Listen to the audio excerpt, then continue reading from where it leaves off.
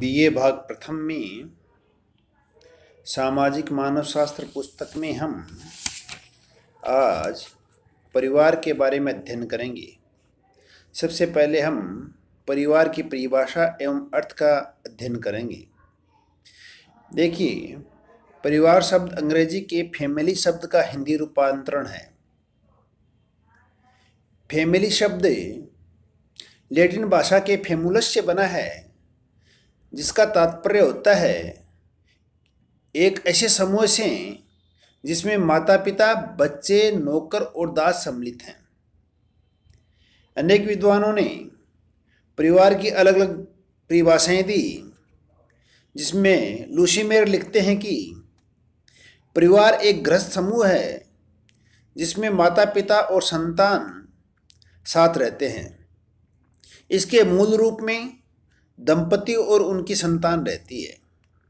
इसी क्रम में डॉक्टर W.H.R. रिवर्स लिखते हैं कि परिवार शब्द से हमारा आशय एक छोटे से सामाजिक समूह से होता है जिसमें माता पिता तथा बच्चे सम्मिलित हों।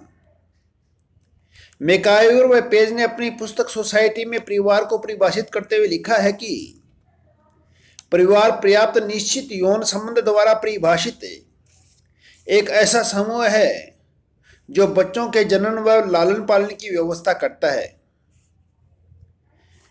इसी क्रम में ओगमन व निकोव लिखते हैं कि परिवार लगभग एक स्थायी समिति है जो पति पत्नी से निर्मित होती है, चाहे उनकी संतान हो या न हो। किंग्सले डेविस ने अपनी पुस्तक ह्यूमन सोसाइटी में लिखा है कि परिवार ऐसे व्यक्तियों का एक समूह है जिनके एक दूसरे के प्रति संबंध संगोत्रात्मक पर आधारित होते हैं और इस प्रकार एक दूसरे के रक्त संबंधी होते हैं। इन सभी परिभाषाओं से यह स्पष्ट होता है कि परिवार का निर्माण करने के लिए दो विषम लिंगों का होना आवश्यक है जिन्हें यौन संबंध स्थापित करने की समाज द्वारा स्वीकृति प्राप्त हो। दूसरे शब्दों में, परिवार के लिए पति पत्नी का होना आवश्यक है, लेकिन केवल पति पत्नी से ही परिवार का निर्माण पूर्ण नहीं हो जाता। वर्ण इसमें उनके द्वारा पैदा किए गए बच्चे भी सम्मिलित हैं।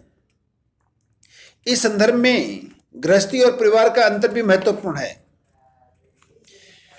अब हम परिवार की विशेषताओं की बात करें तो परिवार की जो सामान्य विशेषताएं उनमें है, सबसे पहली विशेषता वह है विवाह संबंध। विवाह के कारण ही परिवार अस्तित्व में आता है। विवाह द्वारा ही स्त्री व पुरुष को यौन संबंध स्थापित करने की सामाजिक स्वीकृति प्राप्त होती है, जिसके परिणाम स्वरूप संतानें जन्म लेती हैं। माता पिता एवं संतान मिलकर ही एक परिवार का निर्माण करते हैं।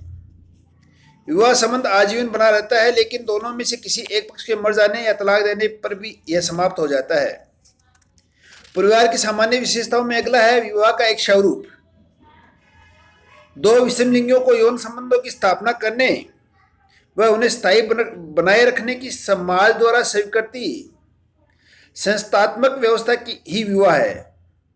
इस विवाह के कई रूप समाजों में प्रचलित हो सकते हैं। एक समय में एक स्त्री या एक पुरुष का वैवाहिक बंधन एक विवाह के नाम से जाना जाता है। वर्तमान सभ्य समाजों एवं खासी संथाल व कधार जनजातियों में ये विवाह प्रचलित है। परिवार की सामान्य विशेषताओं में अगली विशेषता वंश नाम की एक व्यवस्था। सभी परिवार में बच्चों का वंश के आधार पर नामांकन करने का कोई न कोई आधार होता है। उसी के नाम से परिवार में बच्चों को पहचाना जाता है। इसे हम वंश नाम कहते हैं या उपनाम कहते हैं, जिसे अंग्रेजी में सरनेम कहा जाता है।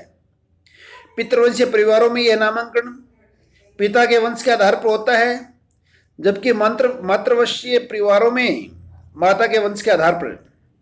भारत में हिंदुओं एवं भील, कंजन, मीणा, संथाल हो तथा अनेक जनजातियों में नामांकन पितृवंशीय आधार पर होता है।